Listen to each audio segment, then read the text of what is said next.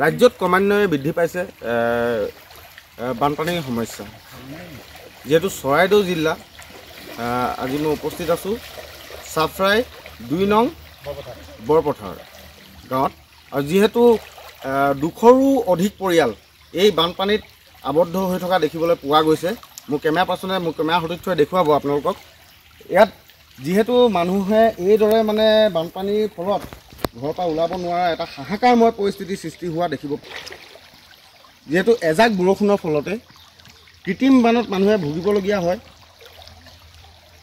যিহেতু সেই বৰষুণৰ ফলতে ইয়াত বানপানী হোৱা দেখিব পোৱা গৈছে। মানুহে 200ৰো অধিক পৰিয়াল মই দেখুৱাবলৈ বিচাৰিছোঁ। ইয়াতে আপোনালোকে দেখিছে সমগ্ৰ দৃশ্য।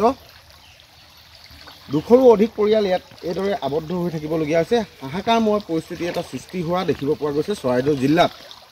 দৰ্শকসকলক দেখুৱাবলৈ বিচাৰিছোঁ ইয়াৰ সমগ্ৰ দৃশ্য। এয়া চাওক, এইদৰে ঠাই অকল পানী, এইদৰে আচলতে এটা মানে বহু কষ্ট হৈ আছে ইয়াত। যিহেতু স্থানীয় কেইজনমান ব্যক্তি আছে, মই তেওঁলোকৰ লগত পোনপ্ৰথমে মই পোনপটীয়াকৈ তেওঁলোকৰ যিহেতু অলপ প্ৰতিক্ৰিয়া ল'ম, তেওঁলোকৰ লগত কথা পাতিবলৈ চেষ্টা কৰিম। দাদা, যিহেতু মানে বানপানীৰ ফলত ইয়াত কেইঘৰ মানুহ, এইডোখৰত কেইঘৰ মানুহ আছে? এইডোখৰত প্ৰায় আমাৰ 200তকৈ অধিক ঘৰ আছে।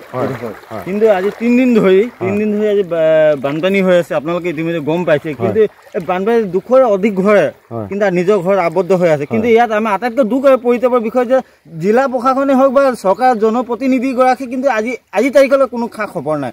সেইকাৰণে ৰাইজে অত্যন্ত দুখ পাইছে। আৰু ইয়াত যিসকল আমাৰ পশু গৰুকে আদি ছাগলী যিসকল আছে, সেই গৰু খাদ্যৰ কাৰণে তেওঁলোকে চৰকাৰে কিন্তু কোনো ধৰণে যোগান ধৰিব পৰা নাই। আজিলৈকে বিশুদ্ধ পানীৰ যোগান ধৰিব পৰা নাই। মানুহৰ টিউবেল অন্তত বানপানী ডুবি গৈছে, খাদ্য সামগ্ৰী নাই। সেইখিনি বস্তুলৈ ৰাইজে বিভিন্ন ধৰণৰ হয়। কিন্তু আজি দেখিবলৈ পাইছে কিন্তু কোনো ধৰণৰ জনপ্ৰতিনিধিগৰাকী, যিগৰাকী মামৰা সমষ্টিৰ জনপ্ৰতিনিধি, তেওঁ কিন্তু কোনো খা খবৰ নাই। তেওঁ ক'ত আছে নাজানো, তেওঁ কিন্তু ক'ৰবাত শুই আছে যদিও আমি নাজানো।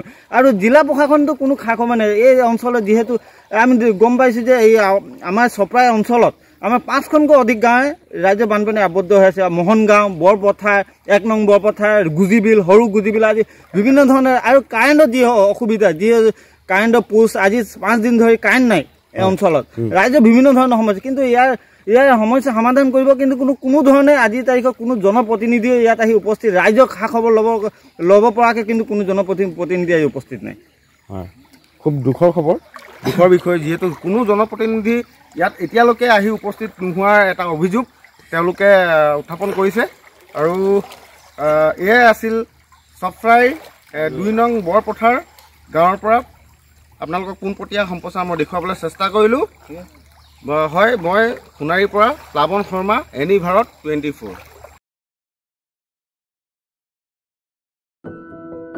এনি ভাৰত 24ৰ প্ৰথম প্ৰয়াস জুবিন গাৰ্গৰ গীতৰ প্ৰতিযোগিতা।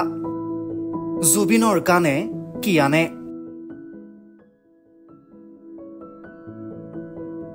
অডিশ্যনৰ বাবে যোগাযোগ কৰক 8638661821 আৰু 8812831556 নম্বৰত।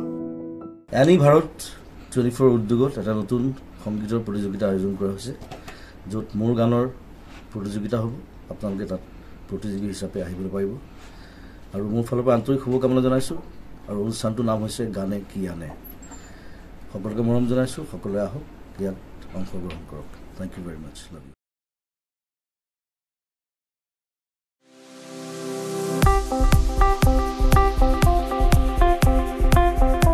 আপোনাৰ ঘৰখন আৰু অফিচ চালে চকুৰোৱাকৈ সজাওক। আজি আহক সকলো ধৰণৰ অত্যাধুনিক ফাৰ্নিচাৰৰ বাবে চিটি ফাৰ্নিচাৰ 6 মাইল গুৱাহাটী। আমাৰ ঠিকনা 6 মাইল পাঞ্জাবাৰী ৰোড, পুৰবিতাৰীৰ সন্মুখত, গুৱাহাটী।